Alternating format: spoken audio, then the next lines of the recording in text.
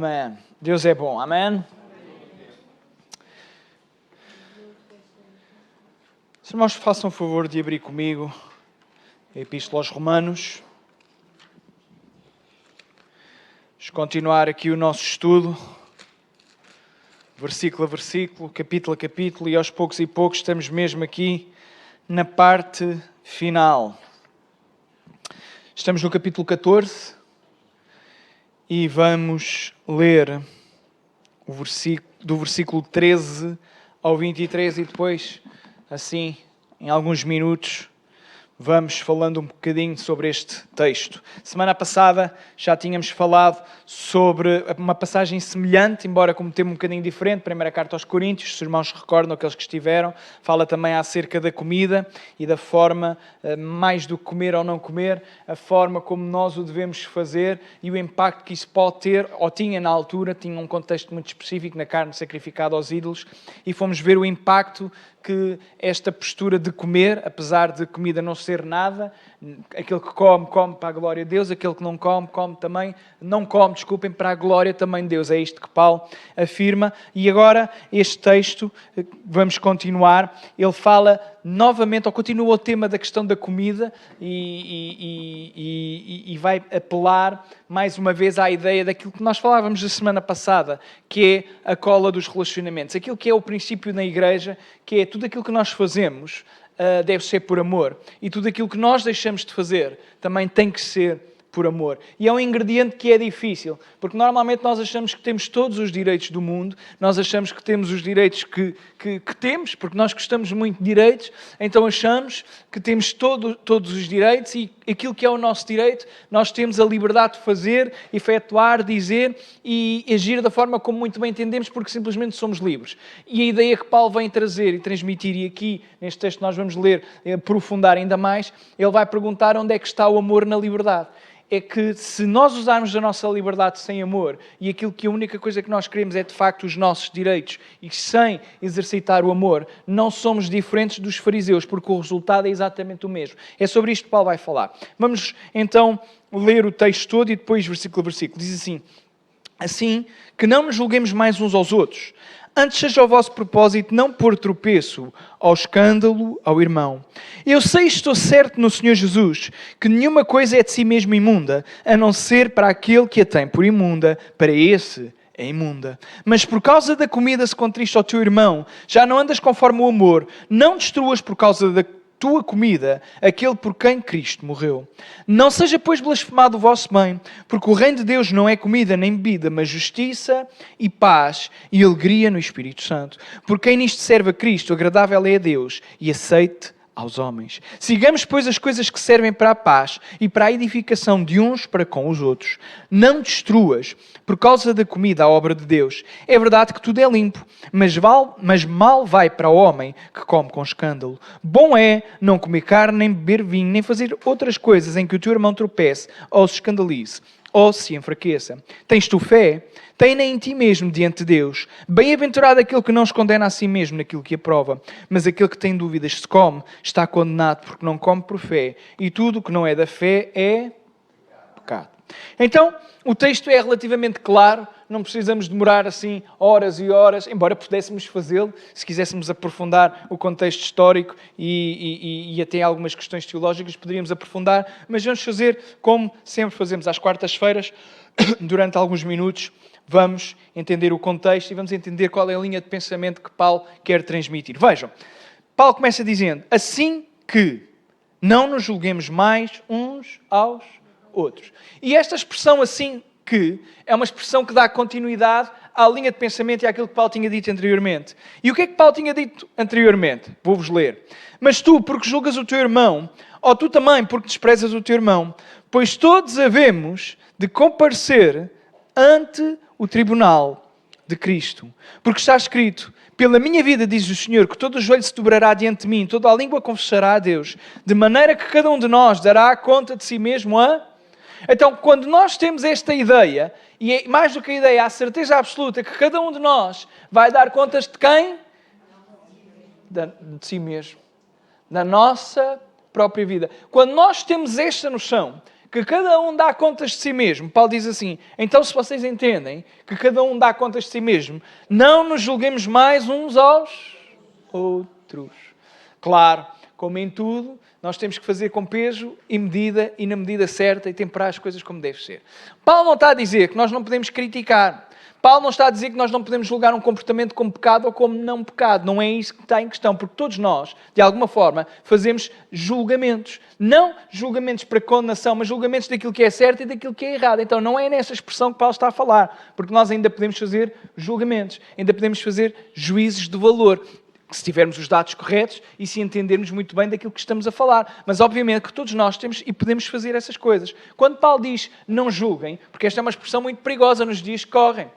Aquilo que se acusa os cristãos de fazerem é de serem pessoas que julgam e que Deus mandou não julgar. Ora, este poderia ser um texto que as pessoas apoiavam-se e diziam, olha, tu não podes julgar. Normalmente quando as pessoas dizem isto, basicamente significa o seguinte, deixa-me fazer aquilo que eu muito bem quero, porque tu não tens nada a ver com isto. Então, não me julgues. Porque eu quero continuar no pecado, então não me julgues, não me critiques, não digas aquilo que é correto, não digas sequer aquilo que é verdade, mete na tua vida. Basicamente é isto que as pessoas querem dizer. Mas aquilo que Paulo está a dizer é o seguinte, o contexto é os fracos na fé e os fortes na fé. Os irmãos recordam-se esta expressão? Eu até brinquei que disse que os fracos na fé é aquilo que era aqueles que não comiam carne, portanto os veganos hoje em dia, não é? Era aos vegetarianos, aqui uma piada, mas a ideia era de facto isto, era pessoas que não comiam a carne exatamente por questões de lei e questões cerimoniais. Era esta a razão.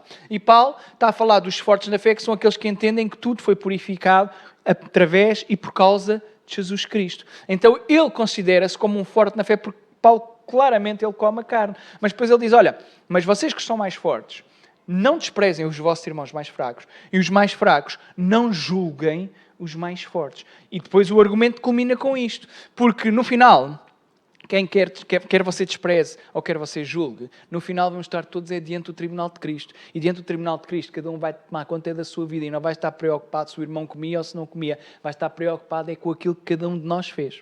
Então, se todos nós estivermos preocupados com aquilo que nós fazemos, porque sabemos que vamos estar diante da face de Deus, e é neste contexto. Ora, se todos nós estivermos com esta preocupação de que um dia vamos estar face a face, diante de Jesus, no julgamento em que é Ele que nos vai estar a julgar, o que é que vai acontecer? Vejam, a linha de argumento de Paulo é esta. Se cada um se preocupasse verdadeiramente com Deus, com quem Ele é, que Ele é um Deus de justiça, este Deus que todo o joelho se vai dobrar e toda a língua confessará a Deus, todos nós vamos estar diante deste Jesus poderoso. Amém? Então, se todos nós vamos estar diante dele, a nossa preocupação é em o agradarmos, certo? Então é neste contexto que ele disse, assim, uma vez que a vossa preocupação é agradar a Deus, não nos julguemos mais uns aos... Sabem porquê? Porque cada um de nós está a julgar a si próprio.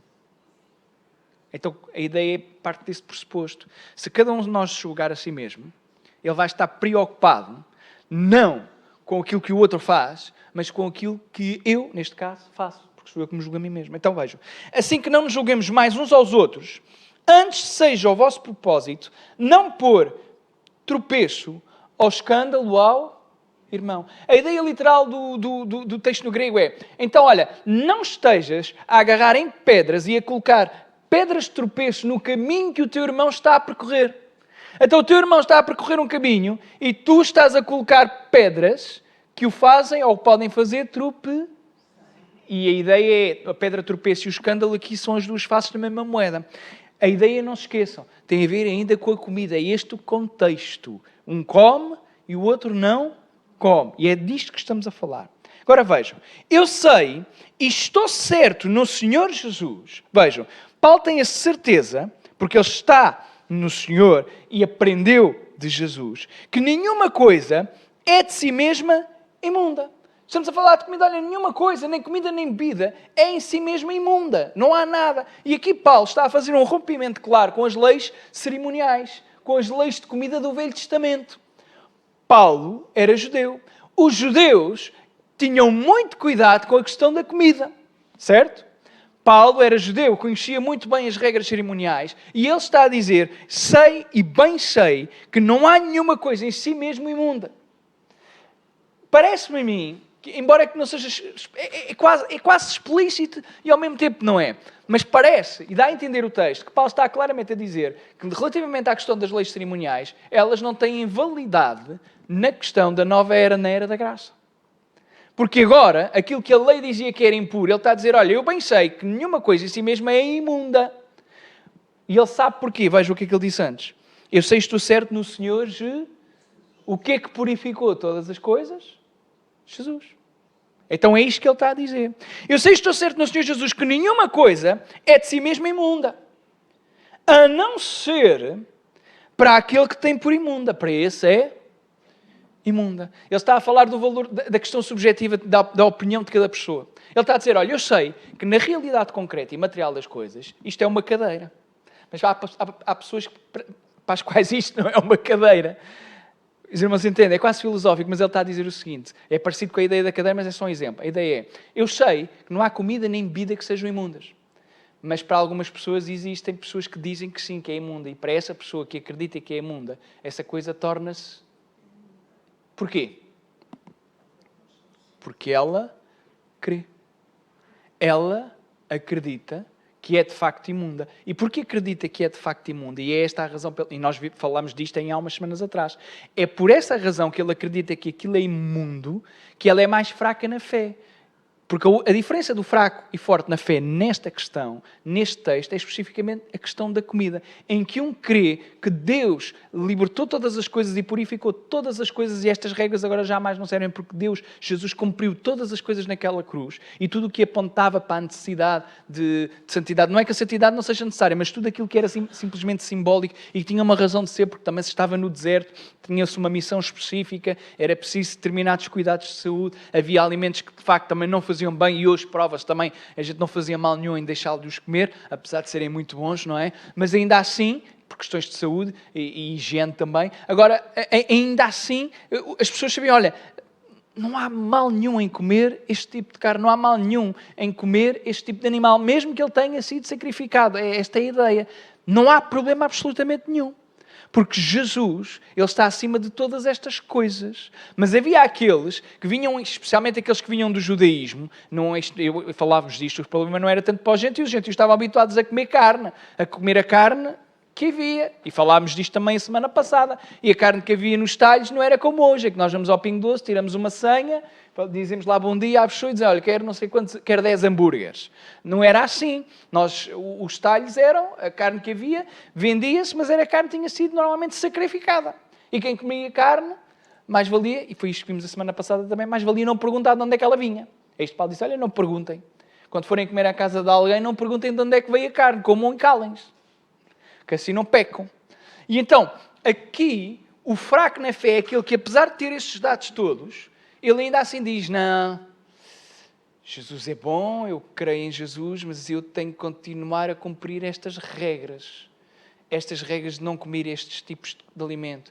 As regras para que o animal, para que eu possa comer, o animal tenha que ser morto de uma determinada forma, como um determinado ritual. E Paulo está a dizer, olha, eles ainda são fracos na fé, porque a sua fé não é suficientemente forte em Jesus para entenderem que não tem a ver com a tradição nem com o ritual, tem a ver com o sacrifício de Jesus.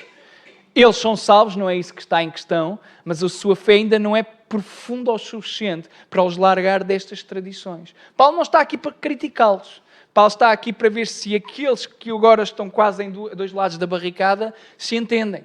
E quer comam, quer não comam, o problema é de cada um. É isto que Paulo quer chegar à conclusão. A ideia é, no final, na igreja, vai sempre haver pessoas com opiniões distintas e isso não pode impedir a adoração ao mesmo Deus, no mesmo espaço. Hoje em dia, as coisas estão bem distintas, porque hoje, por qualquer coisinha que nós tenhamos opiniões diferentes, nos dividimos. Mas antigamente a igreja não era assim. As pessoas até se podiam sentar no mesmo sítio e tinham opiniões diferentes, mas ficavam lá, sabem porquê? Pelo amor. Porque o que importa não é eu estar e dar-me só com as pessoas que pensam exatamente da mesma forma que eu. É eu dar-me com as pessoas mesmo que elas não se deem ou não pensem da mesma forma que eu. Agora vejam, aquele que a tem por imunda torna-se imunda.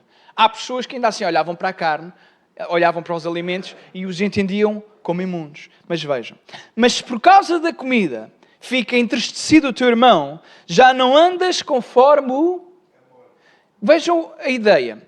A ideia, e nós sabemos que relativamente à questão da Bíblia e àquilo que Jesus veio mostrar, é que nós como cristãos devemos andar em amor. E andar em amor significa literalmente isto. É, em cada passo que eu dou na minha vida, em cada decisão que eu tomo e em cada interação que eu tenha de relacionamento, o amor deve permear todas as coisas. E Paulo está a dizer, olha, atenção, tu podes ser forte na fé, tu comes carne, tu entendes que o sacrifício de Jesus é suficiente para purificar todas as coisas. As regras e as leis cerimoniais não se aplicam à tua vida, porque a cerimónia, o ritual foi cumprido há 2000 anos atrás, quando Jesus se sacrificou e derramou o seu sangue por mim e por ti. Mas, quando Paulo escreveu não tinha sido há 2000 anos. Atenção. Isto era só aqui um à parte, está bem? Eu estava aqui a ouvir, não estava a ouvir, mas eu imaginei logo que alguns de vocês já estavam. Já ando nisto há muitos anos. Já ando nisto há tantos anos, já me perdi. Mas por causa da comida... ok. Tu podes ter isto tudo, entenderes isto... Não, já me perdi, esqueçam. Mas por causa da comida, se contriste ao teu irmão, já não andas conforme o humor. É isto mesmo. Então, aquilo onde eu quero chegar é o seguinte. Tudo aquilo que permeia o relacionamento é o amor. E nós, apesar de podermos ser considerados aqueles fortes, imaginando que nós éramos aqueles que comíamos tudo e estávamos nesta altura, Jesus morreu por cada um de nós. Aquelas regras cerimoniais já não se aplicam. Aquelas limitações de comida, ainda bem, não precisamos de comer apenas legumes em determinados aspectos. Para mim era uma desgraça se eu tivesse que comer só legumes. Bem, ficava magrinho, porque eu não gosto deles nem um bocadinho. Mas, estou a dizer que não gosto, mas agora estou-me a lembrar. O meu irmão, aqui um à parte. O meu irmão, eu tinha um irmão, já contei aos irmãos que eu tive um irmão, já faleceu há muitos anos atrás, e ele, uma altura em que estava no desafio jovem, o meu irmão era como eu, não comia absolutamente legumes nenhuns, não gostava mesmo de legumes. Só que lá no desafio jovem, eles comiam aquilo que havia, não havia grande hipótese, e o meu irmão estava com tanta fome, que ele uma vez, só para os irmãos, é engraçado, ele uma vez foi chamado lá ao diretor do centro porque tinha andado a roubar tomates para comer e ele não gostava de legumes e foi apanhado a roubar tomates e andava a comer tomates roubados, não é? Por isso eu estou a dizer que não como legumes, ainda bem, mas estou a ver que eu com fome, eventualmente também era capaz de roubarem uns tomatitos para comer, não sei. Mas agora vejam, a ideia que Paulo está a querer transmitir era, se apesar de tu saberes tudo isto acerca de Jesus, se olhas para um teu irmão que é mais fraco e ele considera que comer é imundice, e tu, porque comes, levas o teu irmão a entristecer-se, tu já não andas segundo o amor. Não estás a caminhar no... E estes são aqueles textos que eu não gosto de nada. Porque a minha personalidade está mal mute. Esta é a minha personalidade, literalmente. É como a minha tendência natural, se eu não tivesse Cristo na minha vida, era não gostas? Então, tchau. Podes ir. E até pagava o bilhete à pessoa, para ela ir mais depressa. Mas por causa do amor que deve estar em nós, não pode ser esta a reação. Então, aqueles que eram fortes, e Paulo chamou-os de fortes, isto é que é interessante, ele está a dizer, olha, tu podes ser forte na fé, podes considerar e teres uma postura correta, e a tua posição teológica é correta, mas se tu entristeceres o teu irmão, ao comeres a carne, aquilo que tu estás a fazer é basicamente tu não estás a caminhar em amor. E caminhar em amor é o mandamento que Deus tem para nós. Relacionamento de amor é aquilo que Deus quer gerar em nós, porque Ele morreu por nós, por nos amar. Então a ideia é, o sacrifício de Jesus tem que produzir em nós, e esta é a atuação do Espírito Santo, tem que produzir também em nós amor uns para com os outros, mesmo para com aqueles que são tão diferentes de nós. Já não andas conforme o amor. E depois ainda vai mais, o outro ponto ainda parece que é mais violento, diz, não destruas por causa da tua comida aquele por quem Cristo morreu. A ideia literal do texto no grego é muito interessante, porque há um jogo de palavras, ele diz assim, literalmente a ideia é, não mates aquele por quem Jesus morreu. Sim, compreende? E nós diríamos, ei, Senhor, mas eu só estou a comer, estou a matar quem? E ele diz, olha, é possível se não tiveres cuidado. Porque vejam, porque o versículo 14 diz, mas para aquele que a tem por imunda, a comida é imunda. E nós diríamos, mas porquê que eu agora tenho que pensar na forma como o outro pensa? Porque é que eu agora tenho que me preocupar com aquilo que o outro pensa? Não é tão diferente da vida que nós na sociedade temos, e às vezes até na igreja, como é atualmente? Não estamos muito preocupados com aquilo que o outro pensa. Estamos a falar, obviamente, isto tem um contexto. Este texto, dizer-vos também já isto, este texto é muito difícil de aplicar hoje em dia à realidade, porque ele está a falar de comida especificamente e ponto final. Nós podemos tentar adaptar em algumas coisas, mas isto está a falar de comida. Então, todos os exemplos e aplicações que possamos fazer contemporâneas, temos que fazer com muito cuidado, está bem? Porque o contexto é comida. E este era o problema. Por exemplo, em Portugal, talvez não a comida, mas talvez o exemplo mais parecido que nós possamos ter é com os irmãos brasileiros e angolanos e com os portugueses. Porque os portugueses bebem álcool e os brasileiros, na maior parte, e os angolanos, na maior parte, não bebem álcool. Os irmãos haviam de ver o Gonçalves a primeira vez. O Gonçalves não está cá. O Gonçalves, a primeira vez que chegou lá a tomar, eu avisei-o logo. Olha, Gonçalves, em Portugal, o Gonçalves... Só para explicar, o Gonçalves chegou num dia, no dia a seguir estava a pintar a igreja. Foi logo assim. Eu convidei-o logo para ele vir ter connosco, ele pensava que ia para uma reunião, foi pintar. Mas ele foi lá pintar, esteve lá, e eu disse-lhe, estávamos na conversa, porque ele era a primeira vez que estava em Portugal, e quando ele percebeu na conversa que os portugueses, e olha que os tumarenses gostam, crentes ou não crentes, gostam sempre assim do copinho. E ele, quando percebeu que a ceia era tomada com álcool, ele ficou escandalizado. Vocês tinham que ver a cara dele. Tinham que ver a cara dele. Por causa da cultura. Mas vejam, ele ficou escandalizado. E aquilo poderia ser, se ele não fosse uma pessoa firme, com relacionamento em Deus, poderia ser o suficiente até para abalar a sua própria fé. Ele disse, mas espera lá. Fui ensinado que beber álcool era pecado. Não se pode beber álcool. E agora venho para Portugal. Não é que a igreja seja de bêbados, os irmãos entendam, mas os crentes bebem. Isto poderia afetá-lo. Ele foi aprendendo as coisas, às vezes já brinca comigo. No outro dia mandou-me, só para vocês, isto só para tentarmos apanhar aqui um exemplo que fosse o mais parecido. No outro dia ele mandou-me uma fotografia, dois crentes lá de tomar, um crente tomar e um que agora não está em Leiria, o Hector, aquele rapaz que às vezes vai tocando aqui guitarra elétrica, ele está estes meses de verão lá em Leiria, eles estavam, era um rapaz lá de tomar, e o Gonçalo estava com eles no café, eles estavam os dois com uma mini cada um, e o Gonçalo, está a ver, pastor, olha aqui as suas ovelhas, já viu como é que é isto? É uma vergonha, tem que os disciplinar, dizia ao Gonçalo, e eu respondi-lhe, Gonçalo, estás disciplinado porque não bebes, não é? E ele disse, tal pastor, tal ovelhas, não é? Foi o que ele me respondeu. Mas pronto, isto para dizer que este texto, a aplicação que dá, ele é limitada, tem alguns princípios, e é isto que a palavra de Deus é espetacular, é porque ela tem princípios. E ela mostra que, apesar de nós podermos ter toda a razão do mundo, nós precisamos nos preocupar com aquele que até nem tem razão. E precisamos de amá-lo. Ele também tem que nos amar de volta, porque o amor tem a ver com o relacionamento recíproco. Mas, obviamente, a Bíblia não diz que nós devemos esperar amor. A Bíblia diz que nós temos é que dar amor. Agora vejam, não destruas por causa da comida aquele por quem Cristo morreu. Ele diz, olha, há a possibilidade, por muito tonta que possa parecer e por muito injusta que possa parecer para vocês, há a possibilidade de tu destruires o teu irmão simplesmente porque estás a comer à frente dele. Por estares a tentar lutar e a fazer disto uma luta que é desnecessária, que não faz qualquer sentido. Vocês conseguem compreender isto? Lutar ou fazer lutas de coisas que não têm sentido nenhum. Há pessoas que são muito competitivas e qualquer coisa serve para nós lutarmos, qualquer coisa serve para nós nos começarmos a desentender. E Paulo está a dizer, olha, não arranjes maneira de destruir o teu irmão. Porque nós até podemos ficar bem e a outra pessoa ficar mal. Há pessoas que lidam muito bem com as discussões. Há pessoas que discutem, dormem, no dia a seguir não aconteceu nada. Está tudo tranquilo. E há pessoas que são de remoer. Quando duas pessoas destas discutem, é problemático. Sabem porquê? Porque para uma no dia a seguir já está tudo bem e para a outra no dia a seguir está tudo mal e ainda está pior. E uma já passou, já virou a página para ela, está tudo tranquilo. E outra está cada vez pior. Então, Como é que se resolve? Com o amor?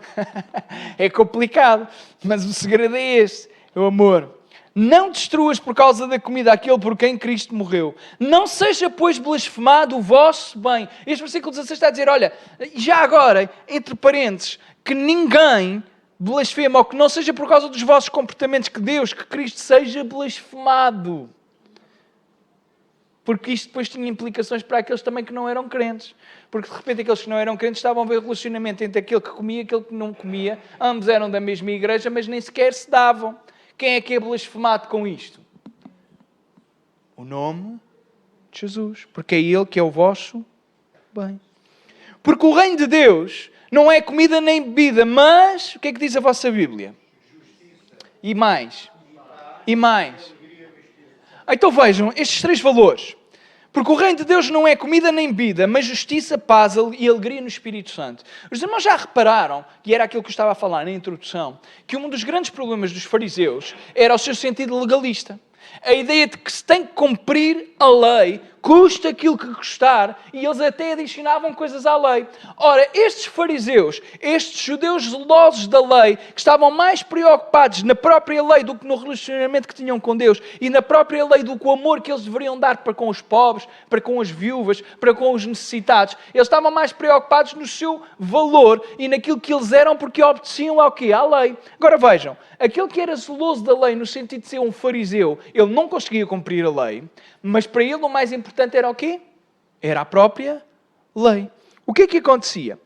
Quais eram os valores que eram quebrados por um judeu ou um fariseu que não queria saber do amor, queria saber única e exclusivamente de cumprir as coisas? Quais eram os valores que eram quebrados? Estes. Era o valor da justiça, era o valor da paz e era o valor da alegria no Espírito Santo. Um fariseu quebrava tudo isto. Você está a entender? E agora veja o que é que Paulo está a dizer. Aquele que está mais preocupado com a sua liberdade do que em amar o outro, em vez de ter estes valores, o resultado é exatamente o mesmo de um fariseu que é legalista. Apesar de não serem as mesmas pessoas, serem distintos e estarem em espectros distintos. Um é legalista e o outro quer liberdade, mas no final não há justiça, nem paz e nem alegria, tanto naquele que é legalista como naquele que se preocupa única e exclusivamente com a liberdade. Então, o fariseu e aquele que era considerado forte na fé, no final, nenhum deles usufruía da justiça, da paz e da alegria no Espírito Santo. Porque a sua preocupação não era o relacionamento com o Espírito Santo, era cada um deles dava importância, era a coisas distintas. Um dava importância à lei e o outro dava importância à liberdade. Mais importante é aquilo que eu posso fazer. Para quem nisto serve a Cristo, agradável é a Deus e aceito aos homens. Sigamos, pois, as coisas que servem, o que é que diz a vossa Bíblia? Para a edificação de uns para com. Então a preocupação não tem a ver com a nossa liberdade, nem com os nossos direitos, nem com aquilo que podemos ou queremos fazer, mas sim seguir as coisas que servem para unidade, para a paz, para a edificação de uns para com os outros. Ser igreja é complexo por causa disto. É que em vez de cada um de nós seguir individualmente aquilo que nós queremos, os nossos direitos, ou as nossas liberdades, ou os nossos desejos, em vez de cada um individualmente seguir aquilo que quer, todos nós, coletivamente, devemos construir e edificar-nos uns aos outros, seguindo aquilo que constrói a paz. Estão a ver porque é que existem divisões nas igrejas? Porque a maior parte das vezes as pessoas, ou quase todas as vezes, as pessoas não estão preocupadas propriamente com a paz, nem com a edificação de uns para com os outros. E quando eu falo de divisões, estou a falar de divisões, obviamente, uma coisa é se a igreja se dividir porque a liderança está em pecado e está em heresias, isso era uma coisa, mas normalmente não é assim que as divisões acontecem. Normalmente não tem a ver com a questão de haver um grupo de irmãos que não... Também já tem acontecido. Mas na maior parte das divisões não é isto que acontece. A maior parte das divisões acontece que as pessoas não estão disponíveis para caminhar no amor, nem estão disponíveis para a edificação de uns para com os outros, nem estão disponíveis para percorrer o caminho da paz. Porque o caminho da paz é muito mais difícil do caminho da guerra. O caminho da guerra é o mais fácil. Pois tem consequências terríveis. Mas é mais fácil reagir ou não reagir? Eu não sei como é que é a vossa personalidade. Já vos disse que eu no metro, quando me pisavam os pés, eu ficava pior que estragado. Hora de ponta de manhã, começavam a pisar os calos, não pediam desculpa. Eu começava logo a mandar vir, nem que fossem 6 da manhã. Começava logo, então você não ouviu que me pisou os pés? Nem pede desculpa, nem nada. É logo ali aos gritos, era logo um escândalo, mesmo bom testemunho, o aroma de Cristo em mim. Estão a ver, não é? Senhor, obrigado por me salvaste. Melhorei. Pode não parecer, mas melhorei. Agora, se me pisam, já não digo nada. Se calhar só digo à terceira ou à quarta. Também, se fizerem 4 vezes, estão a exagerar, não é, irmãos? 1 ou 2 a gente ainda dá de graça. Mas, irmãos, o caminho da guerra é o mais fácil, que é reagir logo. O não reagir é que é complicado. Temos que engolir ali. Ei, eu respondi-te agora assim com... E quando a gente está a tomar banho e a pensar naquelas que podíamos ter dito e não dissemos. Acontece.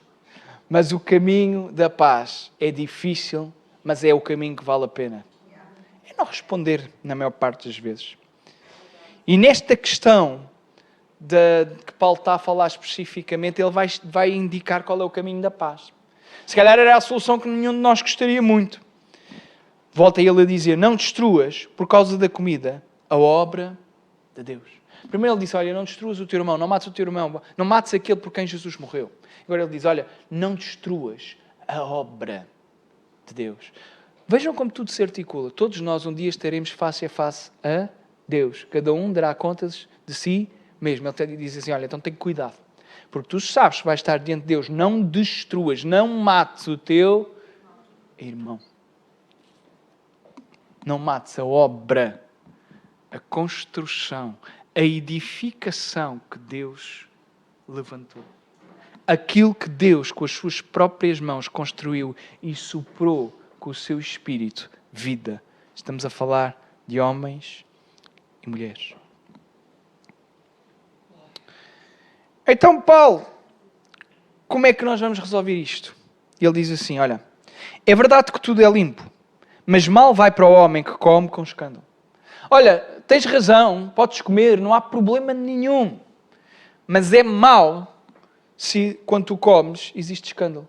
É mau se tu fazes isso e isso entristece o teu irmão. Então ele diz assim, querem resolver isto? Então é assim, o ideal é não comer carne, nem beber vinho, nem fazer outras coisas em que o teu irmão tropeça ou se escandalize, ou se enfraqueça. Ele está a dizer, olha, analisa tudo aquilo que tu fazes. E se tu entenderes que aquilo que tu estás a fazer causa escândalo, causa tropeço, leva a que outro possa perder, enfraquecer a fé, ou perder mesmo a sua fé, então deixa de o fazer. Isto é uma aplicação que dá para fazer contemporaneamente.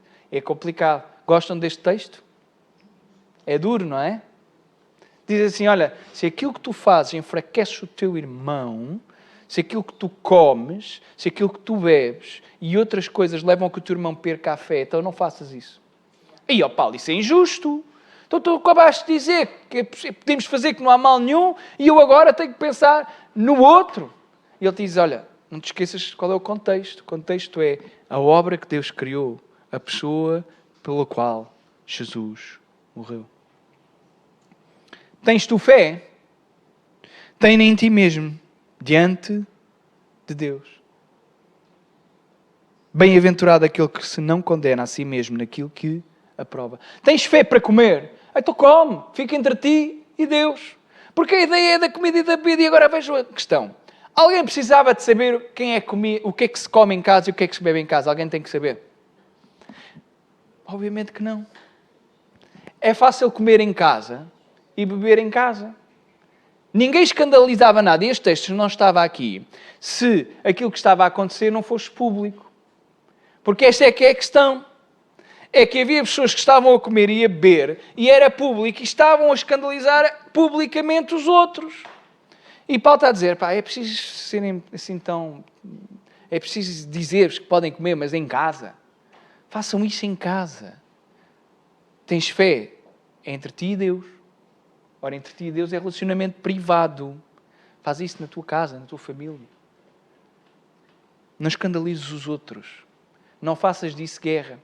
Porque, os irmãos, não é preciso imaginarmos assim, ou temos muita imaginação para compreendermos que provavelmente o que acontecia era que na igreja, às tantas já sabiam um burburinho. Porque havia aqueles que diziam e que estavam todos orgulhosos que eram espirituais porque comiam. E os outros ficavam escandalizados porque os outros comiam. E então havia quase uma guerra, porque uns comiam, outros não comiam.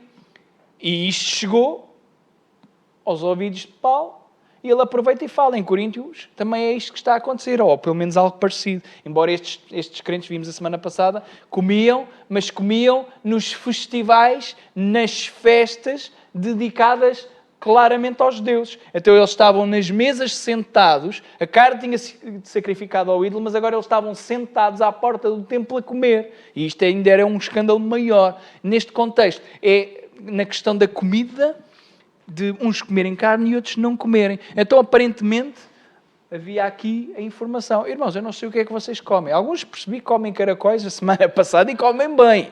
E reparei nisso. Comem e comem bem. Comem bem caracóis.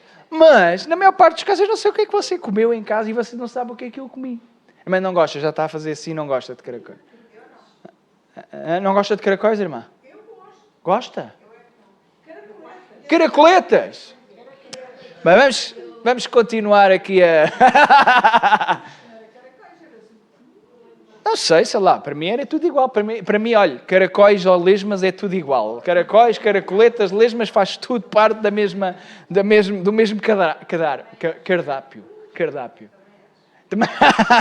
Mas pronto, é uma parte. Ainda se vai levantar aí alguém que gosta imenso de caracóis e ainda me vai dar com pau. Bom é não comer, nem beber vinho, nem fazer outras coisas que o teu irmão tropeça ou se escandaliza ou se fraqueza. Tens tu fé? Tem-na em ti mesmo diante de Deus. Bem-aventurado aquele que não se condena a si mesmo naquilo que aprova. A ideia é, se não é pecado, se tu entendes que não é pecado, então está tranquilo relativamente a isto. Pensa no teu irmão. E agora vejam qual é o grande problema, e é isto que Paulo está aqui a dizer. Mas aquele que tem dúvidas, se come, está condenado. Vou ler outra vez.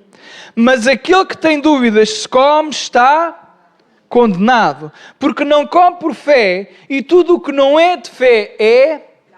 Então qual é que é o grande problema de Paulo? E porquê é que Paulo está a dizer, então mais vale não comer nem beber?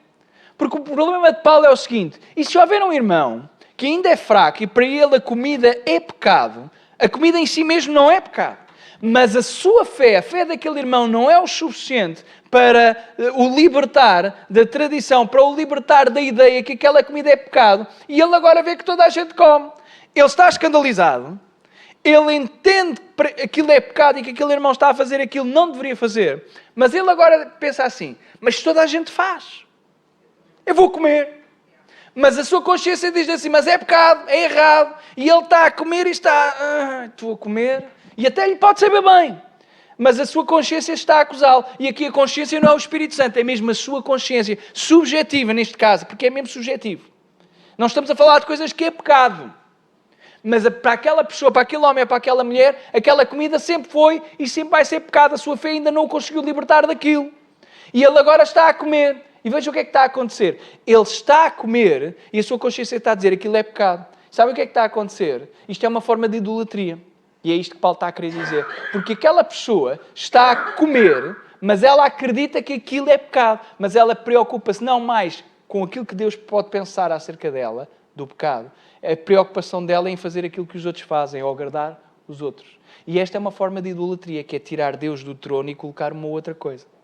Então Paulo, e a preocupação de Paulo, e certamente isto estava a acontecer, é que havia irmãos que estavam a comer. Para eles e a sua consciência, era pecado comer aquele tipo de coisas, mas eles agora estavam a comer. E se eles estavam a comer achando que era pecado, há aqui qualquer coisa que não está a funcionar corretamente.